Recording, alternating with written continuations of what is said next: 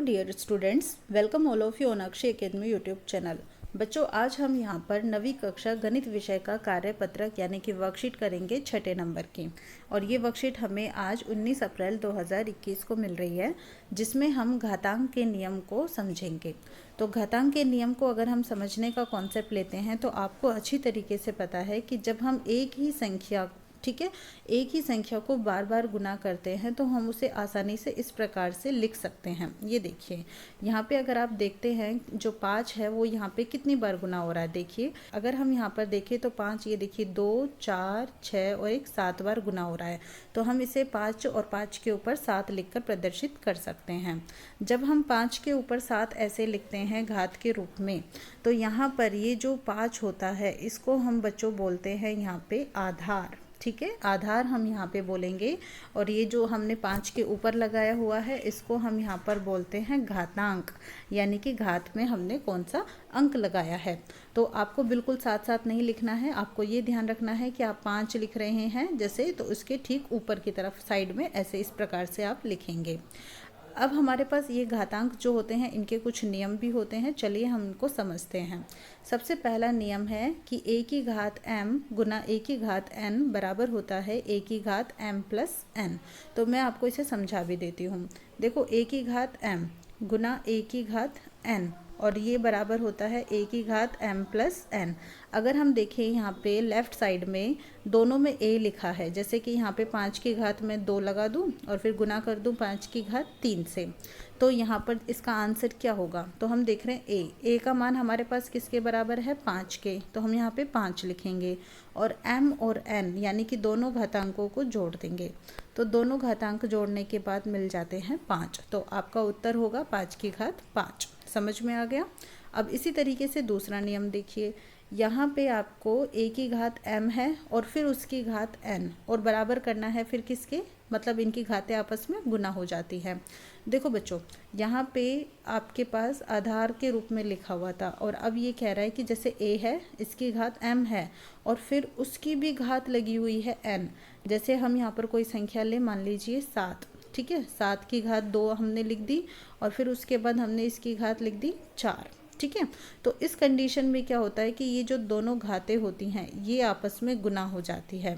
तो हम कैसे लिखेंगे, 7 और फिर 2 गुना 4, ठीक है, और 2 गुना 4 यानी कि 8, तो 7 की घात 8 हमारा उत्तर होगा। अब ऐसे ही अब हम अगले बारे में देखते हैं तीसरे में जब यहाँ पे हमारे पास ये जो घात है इस प्रकार से है कि यहाँ पर भागफल हो रहा है, भाग हो रहा है। देखो, आप पहले वाले में देखो, पहले में गुना हो रहा था, अब भाग हो रहा है। जब गुना हो रहा है तो घातें जुड़ जाती हैं और जब भाग होगा तो घातें क्या होती है, घट जाएंगी। ठीक है, गुना होगा तो घातें जुड़ जाएंगी, भाग होगा तो घातें घट जाएंगी। और घटेंगी कैसे, जो ऊपर वाली घात है जैसे कि m में से नीचे वाली घात को हम घटा देंगे। उदाहरण अगर हम देखें, जैसे कि मान लीजिए हमारे पास है यहाँ पे 5 और 5 की घात हम यहाँ पर ले लेते हैं 6 और नीचे 5 की घात ले लेते हैं 2। तो अब आपको घातें घटा देनी है, तो 6 माइनस 2 हो जाएगा, यानी कि 5 की घात 4 हमारा उत्तर है। समझ में आ गया। ठीक है, अब हम देखते हैं अगला नियम। बच्चों, हमने ये जितने भी 3 नियम देखे हैं इन सब में हम देख रहे हैं कि आधार जो है वो सबके अंदर समान है और वो क्या है, a ही है। तो ये तो समान आधार वाले नियम थे। अब हमारे पास अगर आधार बदल जाता है तो फिर क्या होगा। अब जैसे कि ये देखो नियम नंबर 4, इसमें हमारे पास आधार यहाँ पे तो a है और यहाँ पे b है। तो बच्चों, आधार यहाँ पे अलग अलग है लेकिन घातें यहाँ पे क्या है, देखो m दोनों में समान है।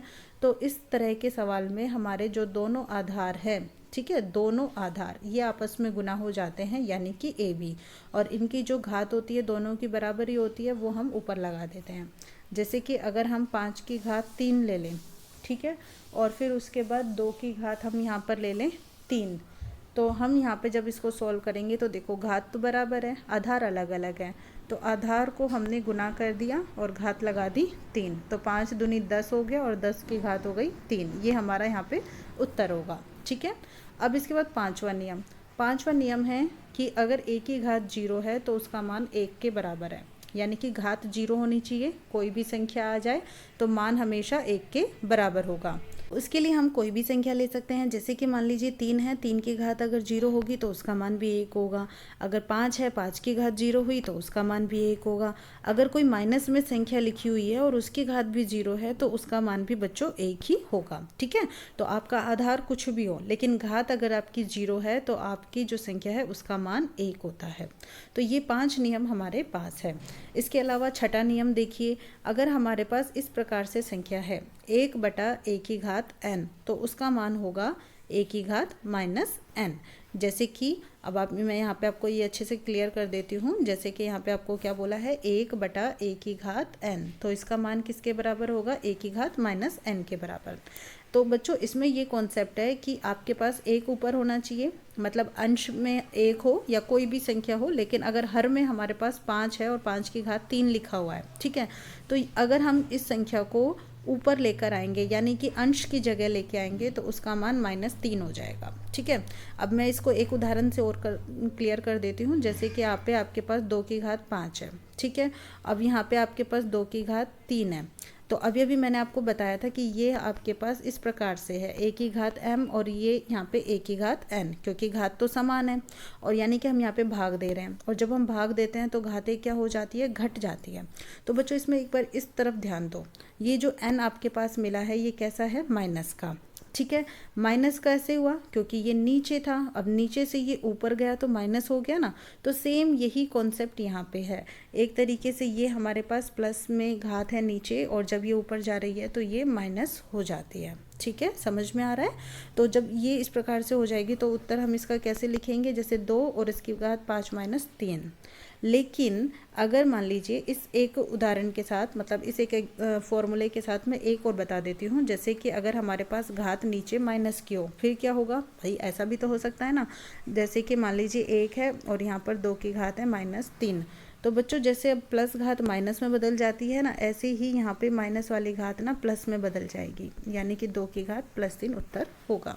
तो ये हमारा यहाँ पे एक और सूत्र बन जाता है। समझ में आ रहा है ना आपको बहुत अच्छे से। अगर आपको अच्छे से समझ में आ रहा है तो आप प्लीज़ लाइक कमेंट कर देना और फ्रेंड्स के साथ शेयर भी करना। अब देखो जैसे कि यहाँ पे एग्जाम्पल दिया है 1/3 की घात 5, तो ये 3 की घात क्या हो गई ऊपर जाते समय -5, और ऐसे ही 5 की घात -2 है तो वो क्या हो जाएगी 1/5 की घात 2। ठीक है, अब कुछ यहाँ पे प्रश्न है, हम इनको हल कर लेते हैं। जैसे 17 की घात 2 है और 17 की घात 5, तो यहाँ पे आधार बराबर है, बराबर है तो क्या है 17 है। घात क्या हो रही है 2 गुना, मतलब यहाँ पे ये संख्या यहाँ पर उसमें गुना हो रही है तो घात आपकी जुड़ जाएंगी। ठीक है जी, और जब घात आपकी जुड़ जाती है तो यहाँ पे आपका हो जाएगा 2 + 5, यानी कि उत्तर होगा 17 की घात 7। ठीक है, अगला प्रश्न देखिए, 5 की घात 2 है और फिर 7, यहाँ पे ये 5 है, ये दोनों घातें आपस में गुना हो जाएगी, 2 × 7 और ये हो जाएगा 5 की घात 14। ये आपका ये वाला सूत्र के आधार पे हो जाएगा जिसमें हम घातों को गुना कर देते हैं। इसके बाद तीसरा प्रश्न, इसमें 9 की घात तो 10 है और ये जो 4 है ये नीचे है, नीचे है तो ऊपर जाएगा तो माइनस हो जाएगा, तो यहाँ पे 9 की घात 6 हमारा उत्तर होगा। अगले प्रश्न में 3 की घात 4 है और 5 की घात 4 है, तो यहाँ पे अब की बार आधार अलग अलग है लेकिन घातें एक जैसी हैं, तो इसका मतलब घात तो यही आएगी, बस जो आधार हैं उनको लिख दो और बीच में गुना का चिन्ह है तो गुना कर दो, 3 × 5 = 15 और 4 हो जाएगा। अगर यहाँ पे भाग का चिन्ह होता तो हम भाग कर देते थे।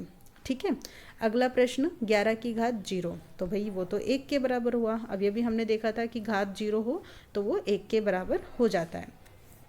तो बच्चों हमने वर्गमूल और घातांक को अब सीखना है। हमने नॉर्मल सारी जो घातें वो तो सीख ली, लेकिन अब हम बात करेंगे वर्गमूल और घनमूल की। वर्गमूल में हम किसी संख्या की बात अगर करते हैं तो उसके लिए पहले हमें वर्ग की बात करनी होगी। बच्चों जैसे हमने 5 की घात 2 लिखी, तो इसका मतलब हमने 5 को 5 से गुना किया, तो 5 को 2 बार गुना किया ना, कितना आया 25। लेकिन अगर हम 25 का वर्गमूल लेंगे तो हमारे पास कितना उत्तर आएगा, 5 आएगा। तो देखो यहाँ पे हमने 5 को 2 बार गुना किया था तब हमारे पास 25 आया। अब हम इसका वर्गमूल ले रहे हैं तो हम इसका उल्टा कर रहे हैं, उल्टा कर रहे हैं तो इसकी घात कितनी हो गई 1/2। ठीक है, क्लियर हुआ ना।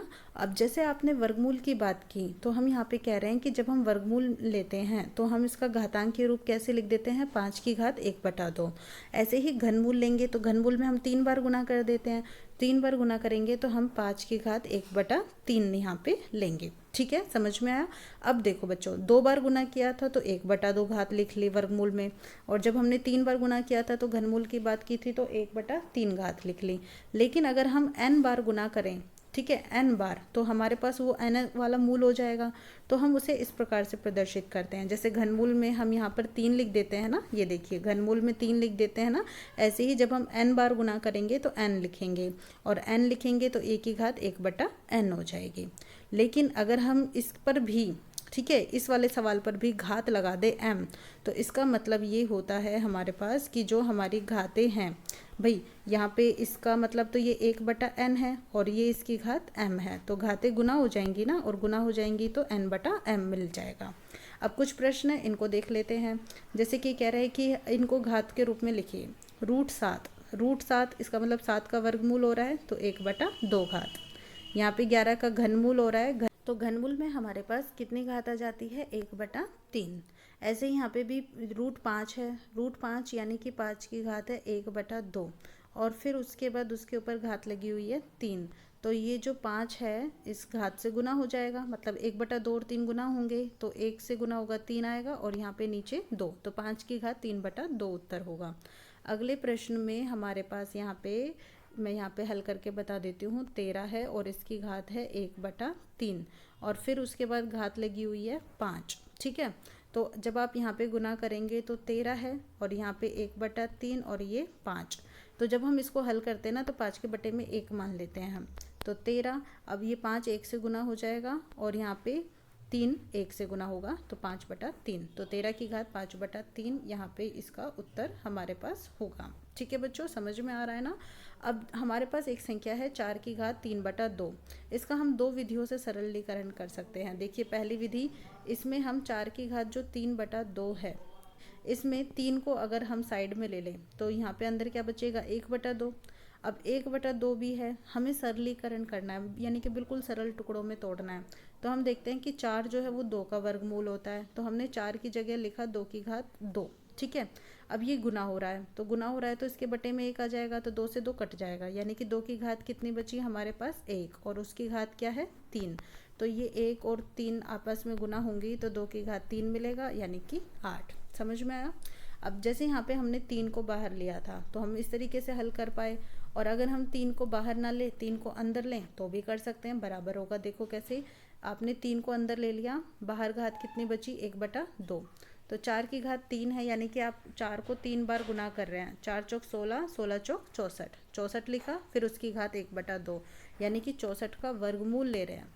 और वर्गमूल तो आपको आता ही है कि कैसी संख्याओं को आपस में गुना करें, जैसे 8 × 2 = 64 होता है, तो ये आपस में गुना हो रही है ना, तो एक जो ये जोड़ा बन जाता है तो एक बाहर आ गया, यानी कि 8। ठीक है, अब हमारे पास यहाँ पे कुछ प्रश्न है, हम उनको भी आसानी से हल कर सकते हैं। जैसे ये देखिए, अब हम घातों को जोड़कर देख रहे हैं। 2 की घात यहाँ पे 2/3 गुना 2 की घात 1/3 है, आधार बराबर है तो घातें आपस में जुड़ गई। फिर आपने इनका एलसीएम लिया, कितना आया, 3, फिर 2 और 1 को जोड़ा तो ये आया 3/3, 3/3 से कट गया, यानी कि 2 की घात 1, और 2 की घात 1 यानी कि 2। समझ में आ गया। अगला प्रश्न देखो, 3 की घात 1/5 है और फिर ये 4, तो यहाँ पे ये घातें आपस में गुना हो जाएंगी, तो 4/1 मान लिया, 4 को 1 से गुना किया 4, 5 को 1 से गुना किया 5, तो 3 की घात 4/5। बच्चों जब 4 लिखा होता है, ये तो आपको पता ही है, जब परिमेय संख्या होती है तो हम इसको 4/1 के रूप में लिख सकते हैं, इसीलिए हम यहाँ पे 4/1 मानते हैं, ताकि आपको ध्यान रहे कि अंश अंश से गुना हो पाए और हर से गुना हो पाए। ठीक है, अगला प्रश्न देखिए, 7 की घात 1/5 है और बटे में 7 की घात 1/3, आधार सेम है तो घातें घट गई तो आपने लिया एलसीएम। तो इस 1 को आप किससे गुना करेंगे, 3 से, 5 × 3 = 15, और इस 1 को 5 से, 3 × 5 = 15, तो 3 - 5 आया, 3 - 5 यानी कि -2, तो 7 की घात -2/15। अगले प्रश्न में 13 की घात 1/5 और फिर 5 की घात 1/5 है, तो ये दोनों गुना हो जाएंगे, 13 × 5 = 65, 65 की घात 1/5। ठीक है, अब आपको प्रयास करने के लिए कुछ प्रश्न दिए हुए हैं, चलिए मैं आपकी हेल्प कर देती हूँ। आपको क्या करना है, पहले खुद ट्राई करना है और फिर देखना है। 3 यहाँ पे देखो आधार सेम है तो आपने 3 रखा, आधार सेम होगा तो घातें क्या हो जाएंगी, जुड़ जाएंगी।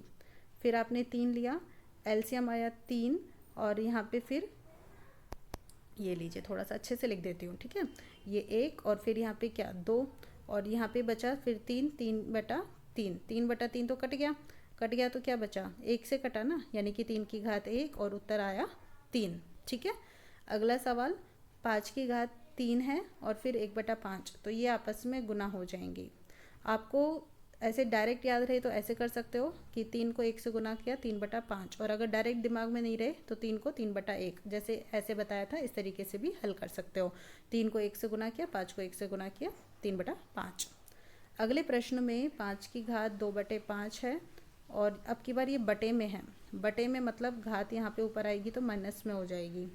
फिर उसके बाद 5 एलसीएम आया 5, 2 - 1 तो 5 1/5, ये आपका उत्तर होगा, ठीक है।